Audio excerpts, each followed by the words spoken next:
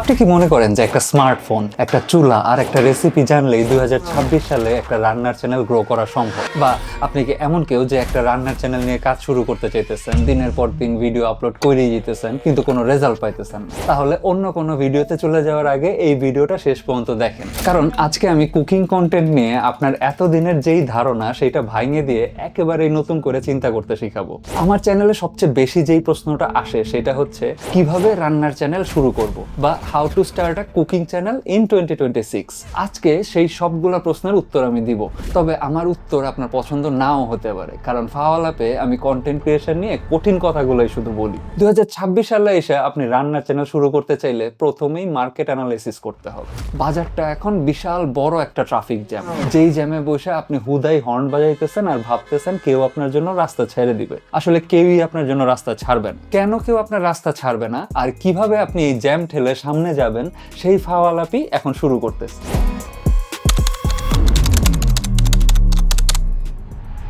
2025-26 সালের হিসাব অনুযায়ী বাংলাদেশে ছোট বড় মিলায় প্রায় 2 লক্ষ রান্নার চ্যানেল আছে। প্রতিদিন আরো কয়েকশো নতুন চ্যানেল এখানে যোগ হইতেছে। আপনি যদি মনে করেন যে একটা স্মার্টফোন আর একটা কড়াই থাকলেও আপনিও এখানে সফল হবেন, তাহলে আপনি ভুল যুগে বাস করতেছেন ভাই। 2016-17 সালে বেশ কিছু ক্রিয়েটর বাংলায় রান্নার চ্যানেল শুরু করছিল। তখন বাজার ছিল একদম ফাঁকা, এই নিশে কম্পিটিশন ছিল না বললেই চলে। কিন্তু 2026 সালে এসে সেই গেট এখন বন্ধ।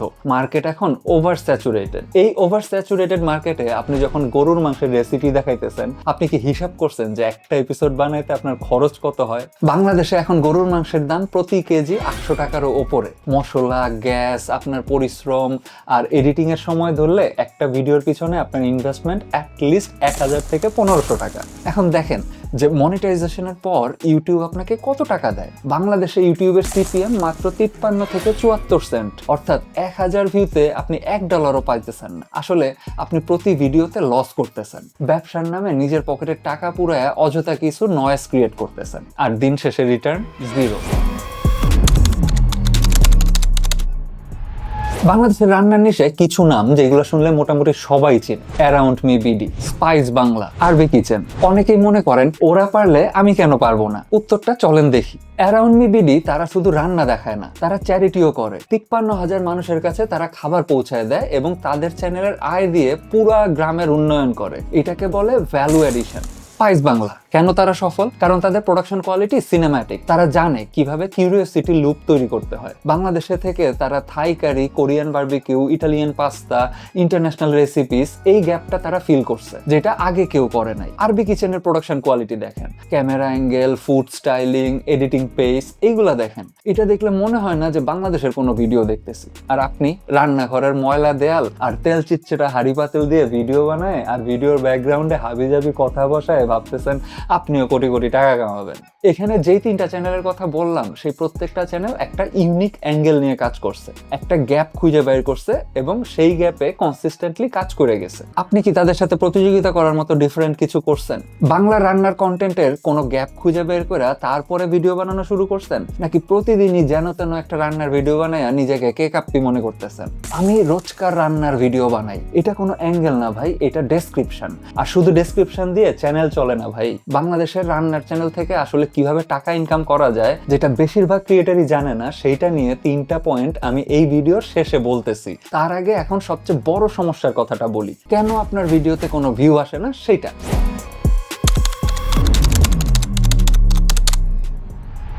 আপনার চ্যানেলে এমন কি কিছু আছে যা অন্য কোথাও নাই? এই প্রশ্নটার উত্তর আপনি যদি 10 সেকেন্ডের মধ্যে দিতে না পারেন, তাহলে আপনার চ্যানেলের একটা ফান্ডামেন্টাল সমস্যা আছে, এবং এই সমস্যা নিয়ে 500টা ভিডিও বানাইলেও আসলে কোনো লাভ নাই। আপনি কি জানেন যে কোন কন্টেন্ট ক্রিয়েটর এখন সবচেয়ে দ্রুত গ্রো করতেছে? যারা সাব নিশ নিয়ে কাজ করতেছে তারা। ওই যে প্রথমে বলছিলাম না যে জ্যাম থেকে বের হওয়ার উপায়টা কি? উপায় একটাই, মেইন রোড ছেড়ে দিয়ে গলি পথ খোঁজা, যেটাকে আমরা বলি সাবনিশ। এখন বলেন সাবনিশ মানে কি? সাবনিশ মানে হলো শুধু রান্না না, বরং রান্নার ভিতরে একটা স্পেসিফিক টার্গেটেড জায়গা খুঁজে বের করা। উদাহরণ দিই, ডায়াবেটিস রোগীদের জন্য বাংলাদেশি রেসিপি। বাংলাদেশে এখন ডায়াবেটিস রোগীর সংখ্যা প্রায় 1,30,00,000-এরও বেশি, এবং তারা প্রতিনিয়ত সার্চ করতেছে কি খাবে কি খাবে না। এই অডিয়েন্সের জন্য ডেডিকেটেড বাংলা রেসিপি কন্টেন্ট কি আছে? আমি দেখি নাই। এটা একটা গ্যাপ। 30 মিনিটের মধ্যে অফিসের টিফিন। বাংলাদেশে ওয়ার্কিং উইমেনের সংখ্যা বাড়তেছে, তাদের ঘরে বসে রান্না করার মতো সময় নাই। তারা চায় দ্রুত, সহজ, পুষ্টি পুষ্টিকর রান্না, এই স্পেসিফিক প্রবলেমের সমাধান কি কেউ দিতেছে? তারপরে ধরেন হোস্টেলে ছাত্রছাত্রীদের জন্য রেসিপি। বাংলাদেশে বিশ্ববিদ্যালয়ে পড়া ছাত্রছাত্রীর সংখ্যা 46 লক্ষেরও বেশি। এদের বড় একটা অংশ হোস্টেলে বা ভাড়া বাসায় থাকে। এক বসুন্ধরা আবাসিক এলাকায় ঢুকলেই বোঝা যায় যে একজন রান্নার বুয়া পাওয়া কতটা ডিফিকাল্ট। সব স্টুডেন্ট আবার শুধু রান্না করার জন্য একজন মানুষ সবসময় এফোর্টও করতে পারে না। এই এত সব কনস্ট্রেন্টের মধ্যে তারা কিভাবে সহজে রান্না করবে? এই কন্টেন্ট কই? এয়ার ফ্রায়ার দিয়ে বাংলাদেশি রান্না। বাংলাদেশের মধ্যবিত্ত পরিবারে এয়ার ফ্রায়ার এখন একটা কমন অ্যাপ্লায়েন্স, কিন্তু এয়ার ফ্রায়ারে বাংলাদেশি রেসিপি কই? এই গ্যাপগুলো এখনো খোলা। এগুলাই আপনাকে খুঁজে বাইর করতে হবে, রিসার্চ করতে হবে। ইউটিউবে কোন কিওয়ার্ডে ভিডিও কম আছে কিন্তু সার্চ ভলিউম বেশি, সেইটা অ্যানালাইজ করতে হবে। এবং এইখানেই 95% মানুষ আসলে আটকায় যায়, কারণ এই কাজটা কঠিন। সবাই শুধু শর্টকাট চায়, কেউ রিসার্চ করতে বসতে চায় না। কিন্তু শর্টকাট দিয়ে কখনো সাস্টেনেবল চ্যানেল হয় না ভাইয়া।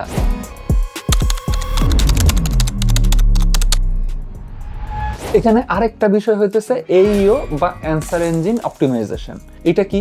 মানুষ এখন শুধু গুগল বা ইউটিউবে টাইপ করে সার্চ করে না, তারা এআই অ্যাসিস্ট্যান্স ব্যবহার করে, ভয়েস সার্চ করে, প্রশ্ন করে how to shoot a cooking video, রান্নার চ্যানেল কিভাবে বানাবো, কিভাবে ঝরঝরা পোলাও রান্না করব, এই ধরনের প্রশ্ন। এই প্রশ্নের উত্তরে এআই কোন ভিডিওটা সাজেস্ট করবে জানেন? যেটা সরাসরি উত্তর দেয়। আপনার ভিডিওর প্রথম 5 মিনিট যদি হয় আপনার ফ্যামিলি হিস্ট্রি বা অহেতুক ওয়েলকাম নোট, তাহলে এআই আপনার ভিডিও কই যে ফালায় দিবে কেউ আসলে জানে না। এরপর এখন এসইওর ব্যাপারটা দেখেন। এসইও মানে হলো সার্চ ইঞ্জিন অপটিমাইজেশন।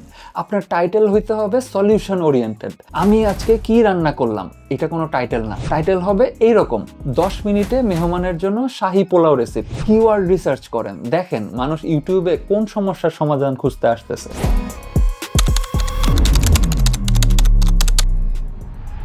এখন অনেকেই মনে করতেছেন ঠিক আছে আমি একটা ভালো ক্যামেরা কিনবো তাহলেই হবে।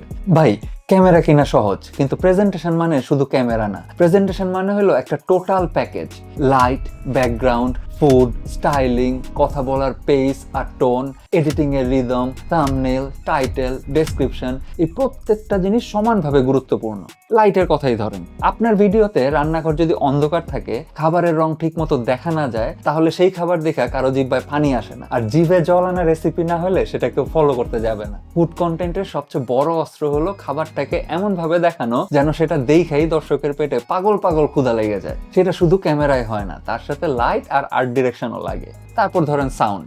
আপনার ভিডিওতে ব্যাকগ্রাউন্ড নয়েজ, ফ্যান ঘোরার শব্দ, রাস্তার শব্দ, বাচ্চার কান্না, এগুলা থাকলে মানুষ 30 সেকেন্ডেই চলে যাবে। একটা ভালো ক্লিপ অন মাইক্রোফোন বাংলাদেশে মাত্র 1000 থেকে 1200 টাকায় পাওয়া যায়। এই ইনভেস্টমেন্টটুকু না করতে পারলে এই ব্যবসায় আইসেন না। এবার থাম্বনেলের কথা বলি। ইউটিউবে মানুষ সবার আগে কি দেখে? থাম্বনেল, তারপরে টাইটেল, তারপরে আপনার ভিডিও। আপনার থাম্বনেল যদি হয় গোলাটে ছবি, বাজে ফন্ট, অস্পষ্ট খাবার, তাহলে অন্য কারো কথা বাদই দিলাম, আমি তো কখনো ক্লিক করব না। আর ক্লিক না হলে তো কোনো লাভ নাই, তাই না? এখানে সিটিআর মানে ক্লিক থ্রু রেট, এই ম্যাট্রিকটা আপনাকে বুঝতে হবে। ইউটিউবে অ্যাভারেজ সিটিআর থাকে 2 থেকে 5 ভাগ, মানে 100 জন আপনার থাম্বনেল দেখলে মাত্র 2 থেকে 5 জন ক্লিক করে। আপনার থাম্বনেল কি সেই 5 ভাগের মধ্যে আসতে পারছে? না পারলে আপনার সেরা রেসিপিও কেউ দেখবে না। এখন সবচেয়ে প্র্যাকটিক্যাল কথাটা বলি, যারা সত্যি এই জায়গায় কাজ করতে চান তাদের জন্য। অ্যাডসেন্সের উপর নির্ভর করে কোনো ক্রিয়েটর কখনো সফল হয় নাই, হওয়াও সম্ভব না। বাংলাদেশে সিপিএম এত কম যে শুধু অ্যাডসেন্স দিয়া চ্যানেল সাস্টেনেবল হয় না। তাহলে টাকা আসবে কোথা থেকে? প্রথমত ব্র্যান্ড স্পন্সরশিপ। বাংলাদেশে এফএমসিজি ব্র্যান্ডস, রাঁধুনি, প্রাণ, এসিআই ফুডস, বসুন্ধরা, এরা কুকিং ইনফ্লুয়েন্সারদের সাথে কাজ করে। কিন্তু কাজ করে কাদের সাথে? যাদের এঙ্গেজ অডিয়েন্স আছে তাদের সাথে। মানে শুধু ভিউ আছে কিন্তু কমেন্ট নাই, এটা দিয়ে হবে না। 10,000 লয়াল সাবস্ক্রাইবার 1 লক্ষ ইনঅ্যাক্টিভ সাবস্ক্রাইবারের চেয়ে বেশি মূল্যবান। বাংলাদেশে একটা ভালো স্পন্সর্ড ভিডিও চ্যানেলের সাইজ এবং এঙ্গেজমেন্টের উপর ডিপেন্ড করে 5,000 থেকে 50,000 টাকা এনে দিতে পারে। দ্বিতীয়ত ডিজিটাল কুকবুক বা রেসিপি ইবুক। আপনার কাছে যদি 50টা টেস্টেড প্রুভেন রেসিপি থাকে, সেটা একটা ইবুক হিসাবে বিক্রি করেন 100 থেকে 300 টাকায়। আপনার 5 লাখ সাবস্ক্রাইবারের মধ্যে 5,000 জন যদি এইটা কেনে, সেটা কত টাকা হইলো? 5 লাখ থেকে 15 লাখ টাকা, একটাই প্রোডাক্ট। এই মডেলগুলো নিয়ে একসাথে কাজ করলে শুধু অ্যাডসেন্সের দিকে তাকানোর কোনোই দরকার নাই। কিন্তু এর সবকিছুর জন্য একটা বেস লাগে, একটা স্ট্রং, ডিফারেন্সিয়েটেড, লয়াল অডিয়েন্স লাগে। সেইটা না থাকলে বাকি সব কথা মিনিংলেস।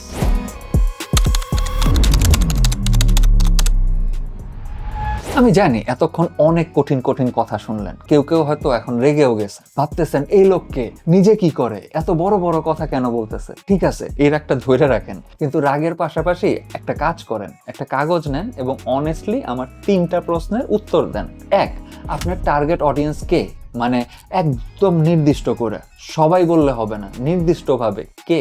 2, আপনার চ্যানেলে এমন কি আছে যেটা আর কোথাও নাই।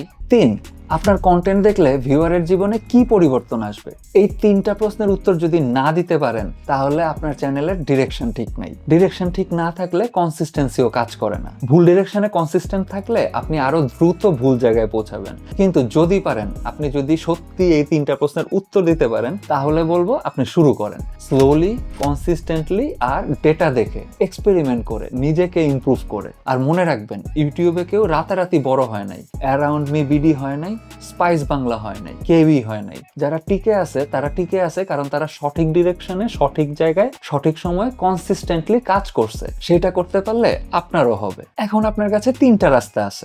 1, এই ভিডিও বন্ধ করেন, কমেন্টে গিয়ে আমারে গালি দেন, কোনো সমস্যা নাই।